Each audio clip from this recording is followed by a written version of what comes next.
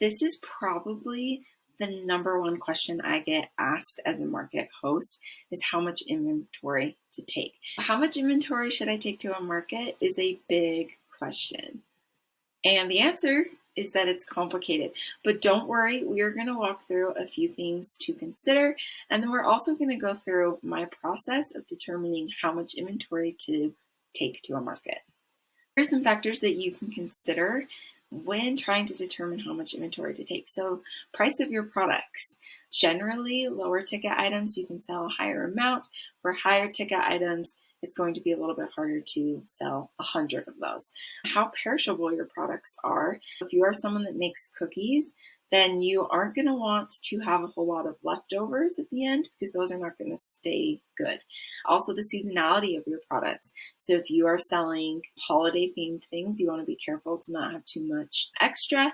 How long it takes for you to create your products, how much time you have to create the inventory, how much traffic or how popular the market gets, the length of the market. If the market is multiple days, you're going to want to have more inventory than if it's just one day.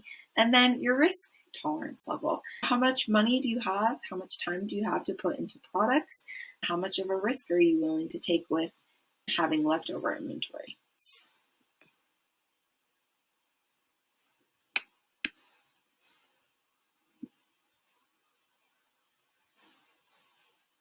Here is the three-step process to answer this big question. Number one is to gather information. 2 is to do some math. 3 is to reflect and revise. Gathering information. You want to ask the market host about market traffic and inventory suggestions. I would reach out to the host of any market that you get accepted to and that you're planning on attending and ask them about how many shoppers they get.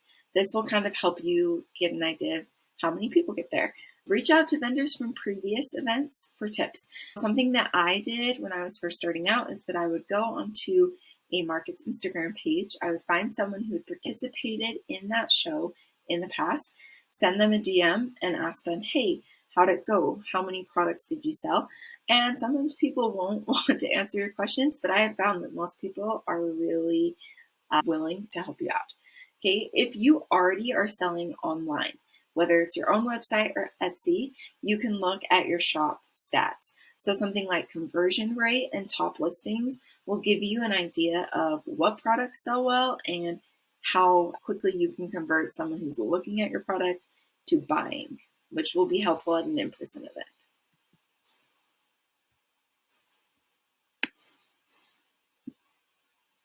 We are going to do some math together. Don't panic, it's going to be pretty basic and straightforward. For your own inventory calculations, you're going to want to know your product margins, the market fee, and then if there's a commission or commission structure on the market that you're participating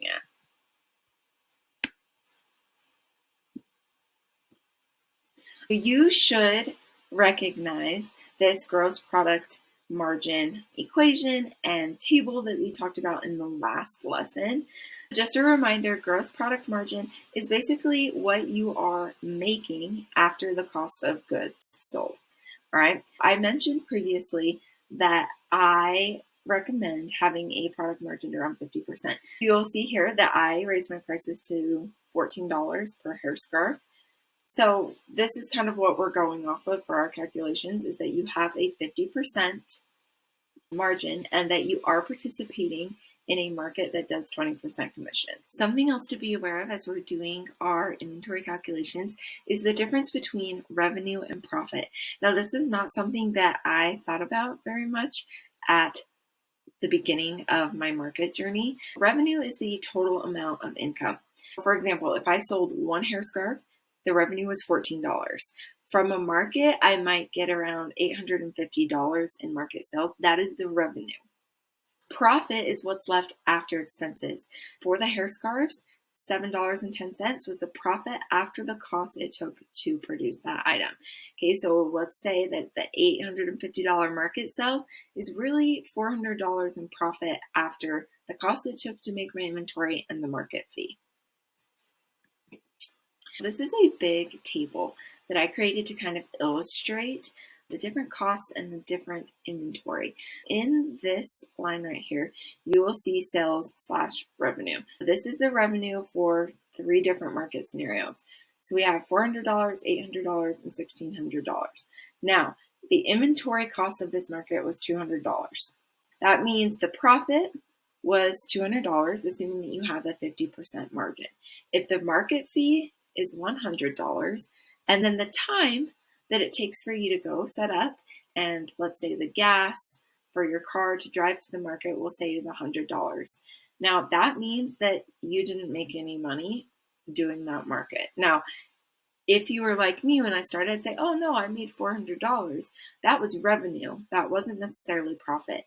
Now, I know some of you are thinking, oh, my time and my gas isn't actually worth $100. That's fair. But I do want to challenge you a little bit that your time is valuable, and that is an expense or a cost to doing business. And you need to make sure you're accounting for that so that you are able to make a profit and you don't get burned out. Let's take a look at this $800 example. So we'll say that there was $800 in revenue. You spent $400 on that inventory. There's a 50% margin, so your gross profit was $400. Now, we still need to subtract the market fee and your time and transportation. That means you made $200. Okay, you can also see that over here that as you are making more, your profit starts to grow. Now, again, this is assuming that your product margin is at 50% and that there is a commission. If you are participating in a market that doesn't have a commission, your margin may be a little bit higher. Or if your products just have bigger margins, then that is going to affect your net profit or your take-home pay.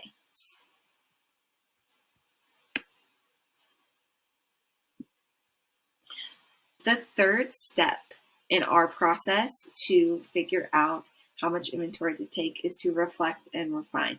Okay, the more markets you do, the better you will be able to predict how much inventory you will need. The first one is like your best guess, and then you need to learn from there. Make sure to keep an eye on your costs, your revenue, and profit numbers in order to determine if a market is worth your time and money. I would highly recommend starting each market with an inventory list. And then also having a spreadsheet or a notebook or somewhere where you track these key numbers like revenue and profit so that you can make educated decisions about how much inventory to bring and which markets are a best fit for you.